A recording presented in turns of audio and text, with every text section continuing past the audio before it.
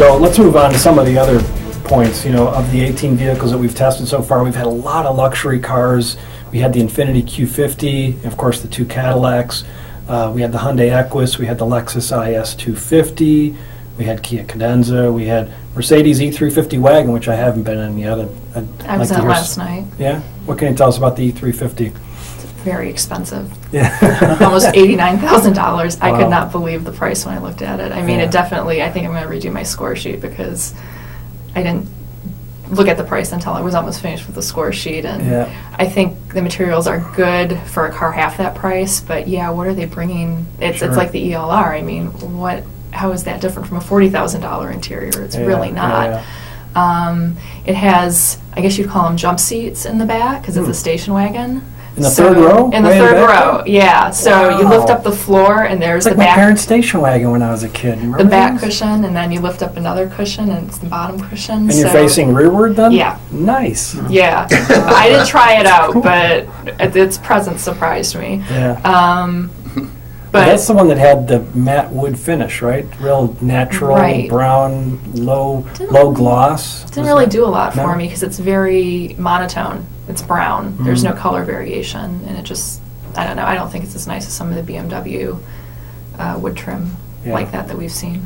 Okay. Well, early on in the competition, we had the trucks here. We had Chevy Silverado High Country and the GMC Sierra Denali. And talk about expensive vehicles. Those are the top of the range, and they were both well over $50,000. And then we also had the Toyota Tundra 1794 Crew Max, which again, that's the top of their range, and that was not as expensive. I think that was in the mid-40s or something like that. But any impressions about the pickup trucks? I know it was about 3 weeks ago that we had those in here. Well, just a general impression. I'm still amazed at the beauty of pickup truck interiors these days. I mean, if you look at the old interiors and pictures or whatever, some It's hard to pickup imagine truck some in a of these- museum, it Yeah. is so plain and so utilitarian and functional. And then you look at today's interiors, and Yeah. they're just amazing. You don't want to splash mud on these interiors, Yeah, I think that some of the best vehicles made right now are the big three pickups. Mhm. Oh, yeah.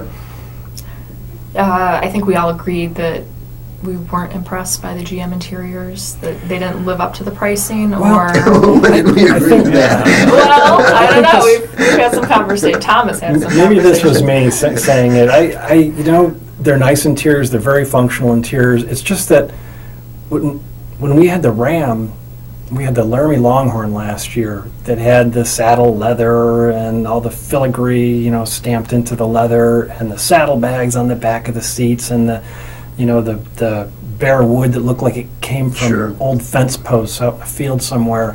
And the GM trucks, nice as they were, they just lacked that dramatic effect. But that's you know? the GM buyer. They are more conservative than the Ram buyer, so you can't But get, if I'm paying more than real, $50,000, I want fair something that wood. looks like, fence post wood. I don't want kind of that cheap, grainy plastic faux wood.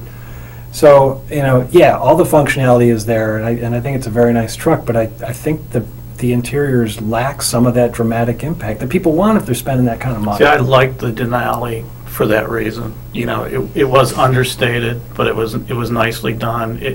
It's kind of a luxury truck for somebody who doesn't want the cowboy look that Yeah. you see with Yeah. the Toyota or with the Ram you were talking about. So I think it was very more elegant approach to a high-end pickup. Yeah, it's very subjective, but I would argue that the Ram is almost overdone versus the GM being underdone. a little That could over be. the Yeah, top. that could be. Yeah. Yeah.